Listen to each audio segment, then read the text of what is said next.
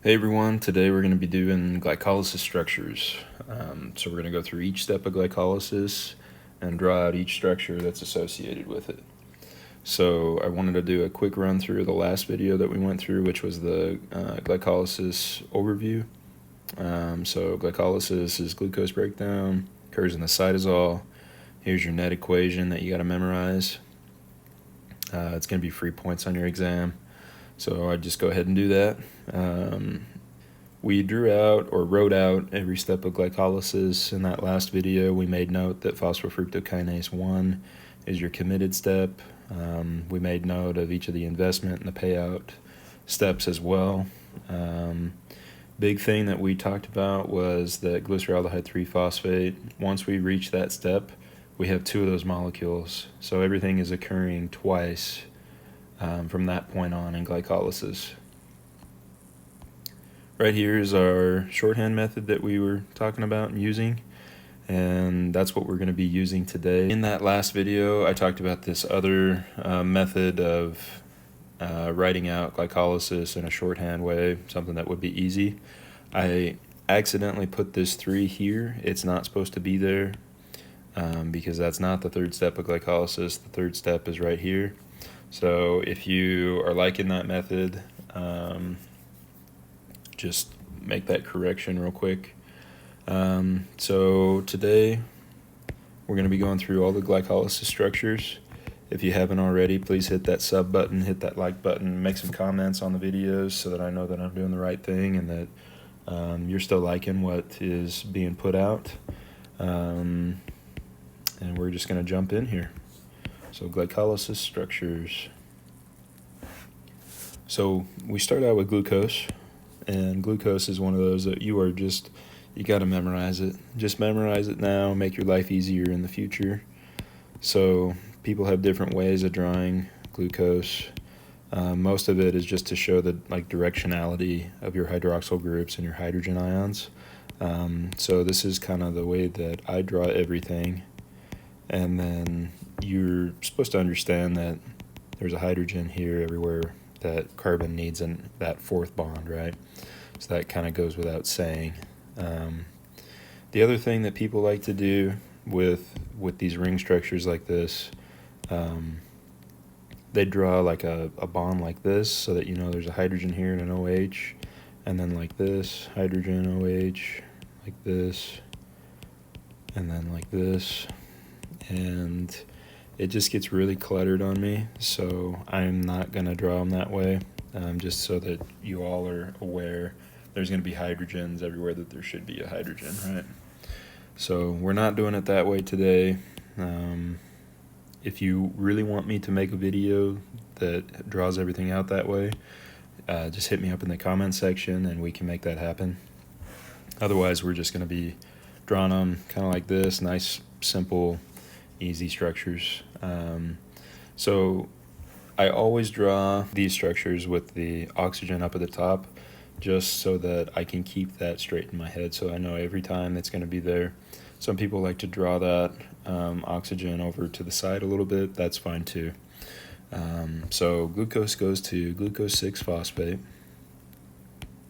and that means that we are having a phosphate group added on. Our enzyme is hexokinase. It's a kinase, so something's being phosphorylated, and in this scenario that something is glucose, hence the 6-phosphate here. And so that means that we've got an ATP going in, because this first half of glycolysis is our investment phase, right?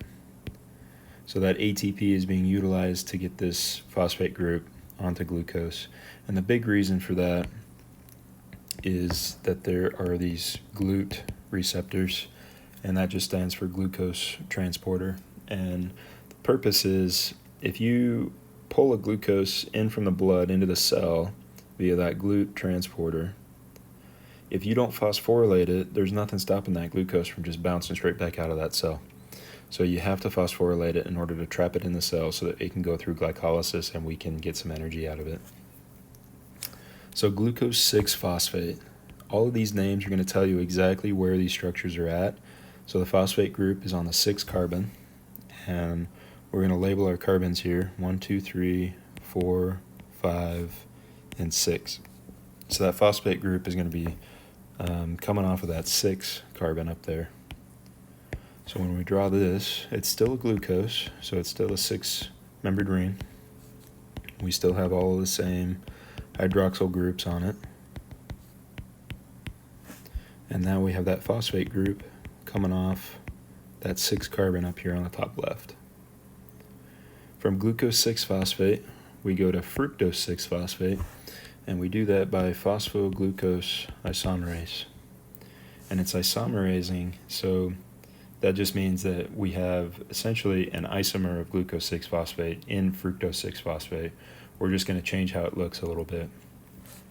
So we've got fructose now, fructose 6-phosphate, which is a 5-membered ring, and glucose is a 6-membered ring, right? So we're going to draw a 5-membered ring. We're going to keep that oxygen up top again, draw our little house that goes around it. And we've got essentially this oxygen is no longer going to bond with the first carbon. It's going to jump down here to the second carbon.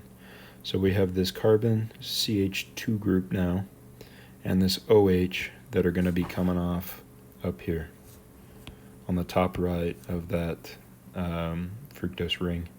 So we've got a CH2OH group up here now. We still have this hydroxyl group coming off down from the second carbon.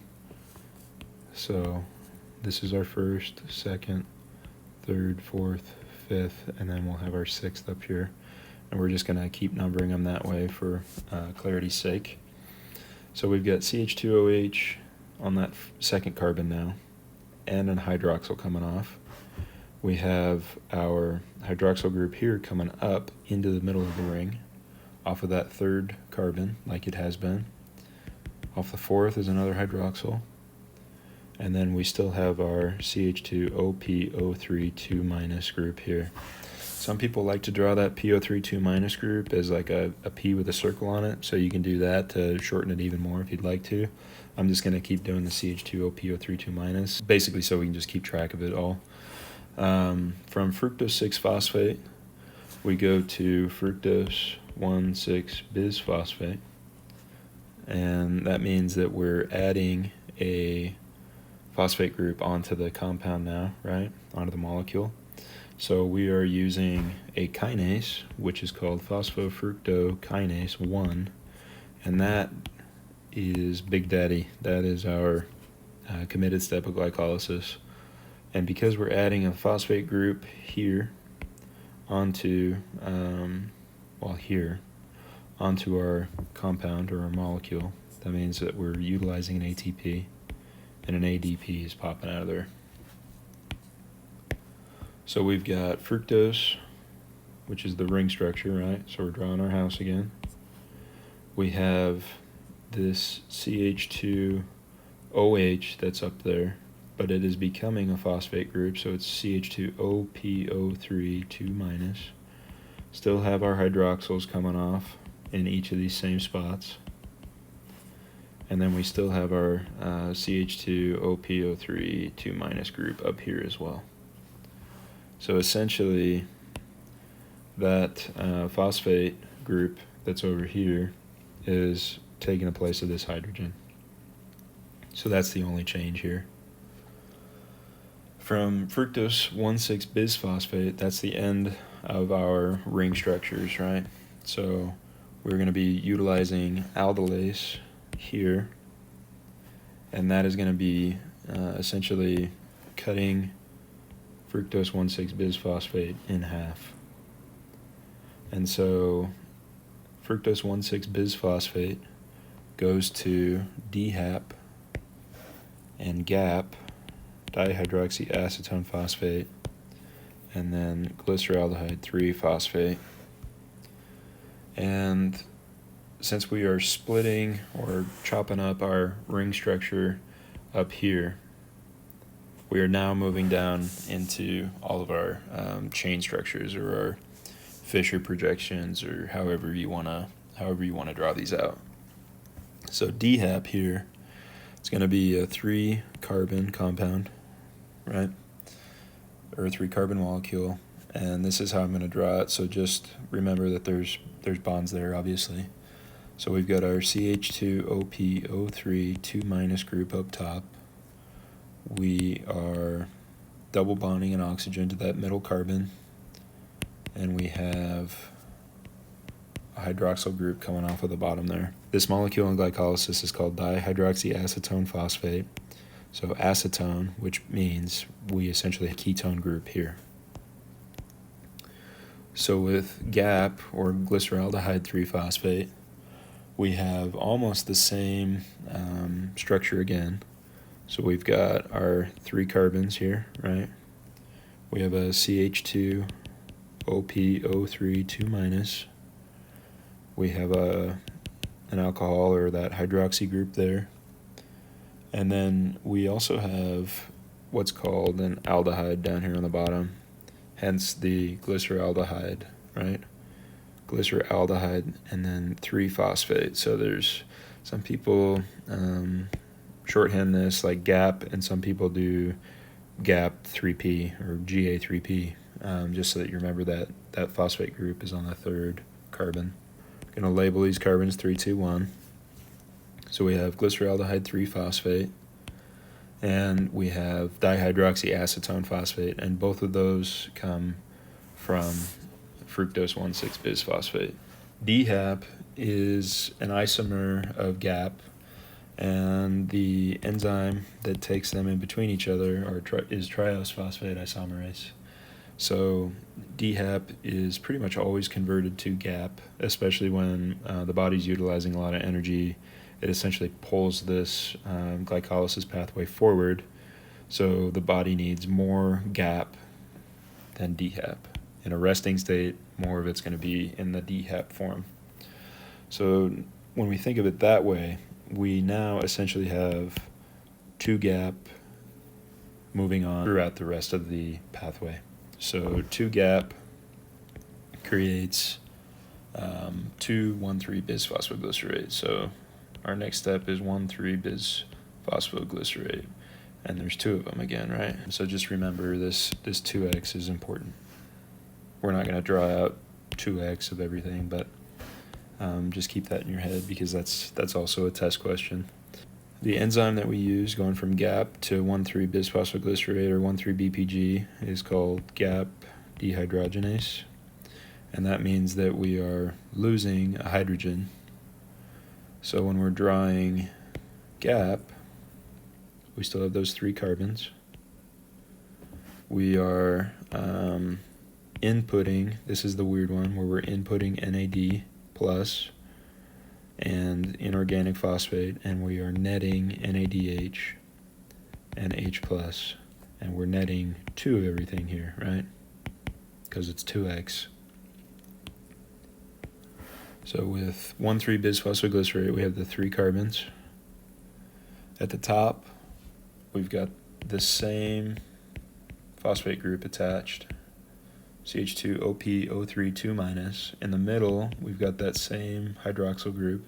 And at the bottom, we now have this double bond O, and then an OPO3 2-. So we have 1,3-bisphosphoglycerate. So there's a phosphate group on the 3, and there's a phosphate group on the 1 carbon. This GAP dehydrogenase, the thing that's being dehydrogenated, this is the hydrogen that's going away. And we're just filling that with this phosphate group, this inorganic phosphate.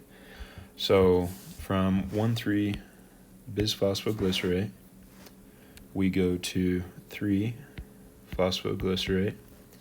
And as you can see, we've lost the phosphate group off of the 1 carbon. And what that tells us is that something is being phosphorylated here.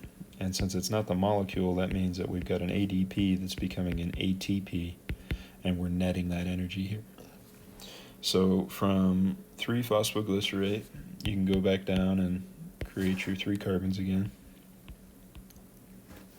So we've got the CH2 OPO3 2- group, because that's still our 3 carbon up here. We still have that hydroxyl group off the middle carbon. And then on that bottom carbon, since we've gotten rid of that phosphate group, which is right here, this phosphate group disappears, or is actually transferred to the ADP. We now have a CO- there. So it's a COO- group on the bottom there. And we can also draw that as CH2OPO3 2-, COH, and COO-. There's also going to be a hydrogen here to keep track of. So the enzyme that's used between 1,3-bisphosphoglycerate and 3-phosphoglycerate is a phosphoglycerate kinase. And it's a kinase, right? So that means that there's phosphorylation going on, and that ADP is the thing that's getting phosphorylated. From 3-phosphoglycerate, we go to 2-phosphoglycerate. And so that just means that phosphate group is bouncing from the 3 carbon to the 2 carbon. So we are using phosphoglycerate mutase. We don't have any cofactors that are going in here, but we have our 3 carbon structure, right? And essentially with phosphoglycerate mutase, it's moving this group and this group between each other. It's swapping them essentially. So we've got a CH2OH up here now, and we have a CHOPO3 2- group in that second spot now. And then on the bottom here, we've got that COO- group. So we have just swapped our phosphate group off the 3 carbon and our hydroxyl group off the 2 carbon with each other to create 2-phosphoglycerate. From 2-phosphoglycerate, we're going to phosphoenol pyruvate, and it's an easy way to remember the enzyme, knowing that we're going to an enol because we're using enolase. And this enolase is going to give off a water, right? So water is being ejected here. And phosphoenol pyruvate is kind of interesting. So we've got this same 3 carbon going on. We are getting rid of the OH on our 3rd carbon here. That is what is riding off into the sunset as water. And we've got our CH3, our CH2 group up here still. And that's double bonded here to the 2nd carbon, from the 3 carbon to the 2nd carbon. We've got a COPO3 2- here. And then this is just a single bond here to that same COO- group. So when you're looking at this, we are ejecting our water molecule, and that is coming off right here. And so essentially there's I'll draw it as red. So there's an H+ that comes in, and it's peeling off this OH group from that 3 carbon. And so essentially the electrons that are used in that bond, they are moving down here to create this double bond here. And that's how we get phosphoenol pyruvate. From phosphoenol pyruvate, we've got pyruvate kinase. And it's a kinase, right? So that means that we've got something being phosphorylated. And this is one of those steps where we've got ATP coming out. And so we move down here and we've got pyruvate. So with pyruvate, we still have our 3 carbons. This top carbon here, the 3 carbon, is going to become CH3. The middle carbon is going to be now a double bond O, because that phosphate group that is present in phosphoenol pyruvate is being pulled off and attached to ADP to create ATP. And then we keep that COO minus group on the bottom because pyruvate is an acid. And then from here, pyruvate moves on into a couple other pathways. So pyruvate will move on to, let's see, it's going to move on to create lactate. So NADH goes in and NAD plus comes out. Lactate is in the blood, and then that goes to the liver, and then in the liver, lactate becomes glucose, and then we start this process all over again. Pyruvate can also, so we'll call that the first place that it can go. Second place that it can go, and this is anaerobic. Second place it can go is aerobic, and that's kind of the major pathway that it takes. Goes into acetyl-CoA, and acetyl-CoA goes into the TCA cycle in the electron transport chain. And then some of it comes out as CO2. The rest of it is netted as 15 ATP per pyruvate molecule. And remember, we got 2 pyruvate molecules now, right? Because everything was 2 times. The another place, we'll call it the third place, that pyruvate can go is to create alanine, right? So back to our amino acids here, we got H3N plus, bond carbon, bond to COO minus. I got that hydrogen there, and then we got this CH3 group here, and this is alanine. And alanine is amino acid, so the body can use it any way that it needs to. The fourth place that all this pyruvate can go, it occurs in yeast, and it can go into, essentially creates ethanol. So you've got your CH3, CH2, OH group, right? So 2 carbons and a hydroxyl group. So the last thing that I wanted to show you guys, I talked to you about it in the glycolysis overview video, and there's, when we go from glucose 6-phosphate and we go to fructose 6-phosphate, essentially our ring structure goes from ring to open chain and then back to our ring structure. Starts as a 6-membered ring and goes into a 5-membered ring. So I wanted to go through that process with you real quick. This is just an extra at the end of the video. I don't think that it's anything that you need to remember for your exam, but if you're interested in how that process works, let's get to it. So we start out with glucose 6-phosphate, so we're going to draw our glucose 6-phosphate. CH2, OPO3, 2 minus. Got the OH groups. And then most of the time, so this occurs as a acid catalyzed ring opening. So you've got an acid and you've got some bases that are in the structure, and so we'll call this like the acid catalysis part will be using glutamate. How about that? So we have glutamate here, and on the end of glutamate we have a COO minus group. So that COO minus group is going to come in here and pull off that OH group. And let me draw this a little bit differently. So we're going to want to keep track of our hydrogen and our OH group that are on our second carbon. So I'm going to draw the hydrogen as red, and I'm going to draw the OH group as green.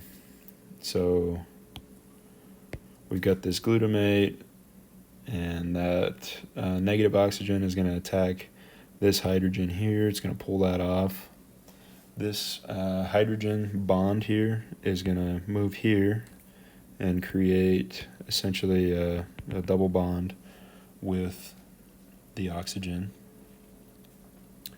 So this carbon at this point here now has too many bonds to it. So this bond is going to move back into the oxygen. So that oxygen is going to have an extra set of electrons, right? And we're also going to have a lysine out here, and the functional group on the end of this is an NH3+. And so this oxygen is going to attack one of these hydrogens off of here, pull it off, and those hydrogen, that hydrogen bond is going to move back onto the nitrogen there. So this lysine is going to pop over here, and it's going to become NH2 with those hydrogen or those electrons on the side. That's your lysine. And all of these are going to be isomers, right? So these are like transitional structures. So because of this, this bond is no longer here, right? So we now have an OH group here. We have a CH2 OPO3 2- group here. And this is glucose 6-phosphate, remember.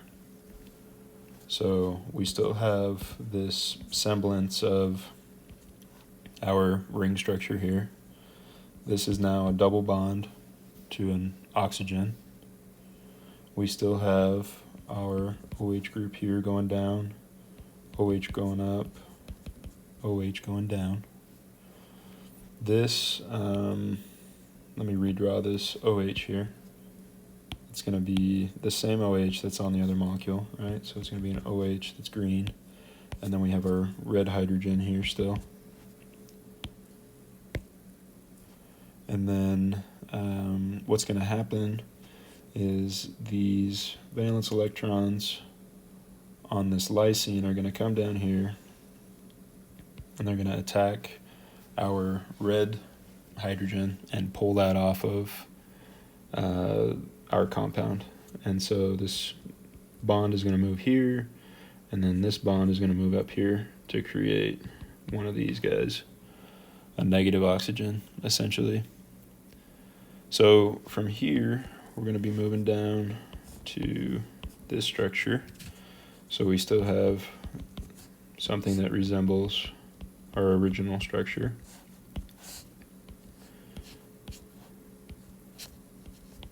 Got all of our OH groups down here. We still have our green, sorry, it should be green, our green hydroxyl down here. So we still have this guy. But we now have a double bond here, and we have a O- on the end here. And so this O- on the end here is going to reach out and snag one of these hydrogen ions that are just kind of lurking out in the, essentially just in the medium that this reaction is taking place in. This lysine up here is now going to come down here, and it's hanging out now. It's fully loaded. It's got all of those NH molecules on it that it needs, so it's NH3+, right? This is still our lysine. So this lysine is utilized throughout. So our double bond here is going to reach out, try to snag one of those hydrogens. It's going to rip it off of the molecule. So we're going to end up with our nitrogen that has the electrons on it again. And this hydrogen here is going to come off, and we're going to create another double bond here. So from here, we are moving this way, and we've got a, well, it's a structure that still resembles what we've had all throughout. right? So this has become an OH. Let me drop back real quick for a second. So the hydrogen that is ripped off here is actually going to be that hydrogen that we lost up here, because that hydrogen is now on the lysine. So that hydrogen is now going to be located here. And then our hydroxyl group down here is going to be a double bond O. We're going to have an OH group here and an OH group here as well. So this lysine group that we have over here has come over here to become that NH2 with the electrons from the hydrogen bond are now just hanging out on that nitrogen. So this is still our lysine molecule here. And those are going to reach up and they're going to tear off that hydrogen here. And because of that, the electrons from that bond are going to go back onto that oxygen, and then they are going to shoot directly down here to the 2-carbon to try to attach there. What that does is it pushes these the electrons from this bond onto this oxygen, and then this oxygen reaches out and snags another hydrogen from the medium. So these are going to reach out and grab one of these. And then from here, we now have what we know as our fructose 6-phosphate. So we have our CH2OH group here. And one of those hydrogens is our red hydrogen, right? And then we have our OH group here, still coming off of that 2nd carbon. So this is still technically our green oxygen down here, right? And then we have the rest of our hydroxyl groups to toss on here. And we still have our CH2OPO3 2- group up here.